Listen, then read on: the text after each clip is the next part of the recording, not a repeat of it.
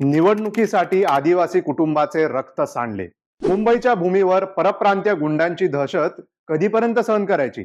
नमस्कार, मी रौनक म्हात्रे, लोकल बंधन मीडिया चॅनलमध्ये तुमचं स्वागत.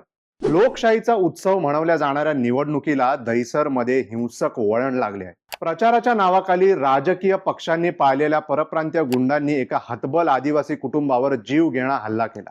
पक्षाचा प्रचार करायला काही कार्यकर्ते आदिवासी कुटुंबाच्या घरात घुसले आणि त्या घरातल्या महिलेला घाणेरड्या नजरेनं पाहून तिच्यावर कमेंट्स करू लागले. जेव्हा याच गोष्टीचा जाब विचारायला तिचे पती आणि धीर आले, त्यांना ह्या परप्रांतीयांनी अक्षरशः मारत धिंड काढली.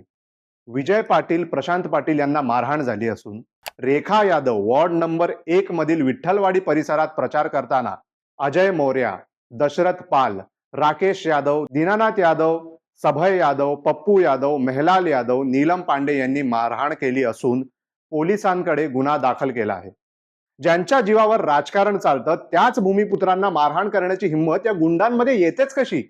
हा प्रश्न आता दहिसरच्या गल्लीबोळात विचारला जात आहे. महापौर मराठी होणार का हिंदू होणार, यावर राजकारण्यांची चर्चा चालू असताना भूमिपुत्र मात्र परप्रांतीयांकडून मार खात आहे. जबाबदार कोण? कुठून आली परप्रांतीयांमध्ये एवढी हिंमत?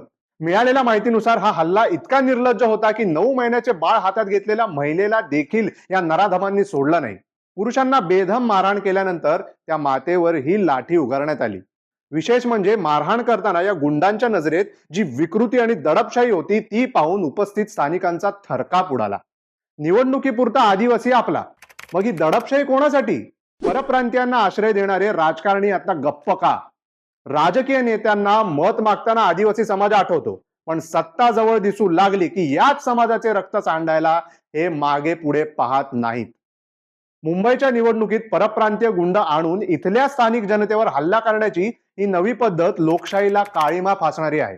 सरकारला आमचे काही सडेतोड सवाल आहेत.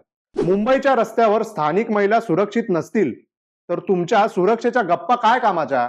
या गुंडांना राजाश्रय देणारे ते नेते कोण? त्यांच्यावर कठोर कारवाई करण्याचे धाडस प्रशासन दाखवणार का? मत मागायला येताना कोणत्या तोंडाने या वस्तीत येणार आहात? पुढारी हे मालक नाहीत, सेवक आहेत.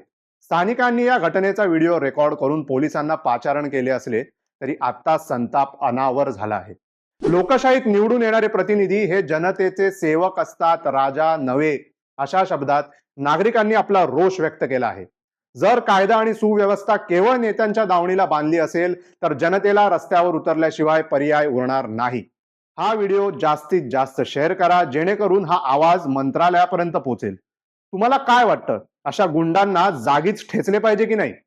कमेंटमध्ये नक्की सांगा आणि अशाच परखड बातम्यांसाठी लोकल बंधन मीडिया चॅनल आजच सबस्क्राईब करा.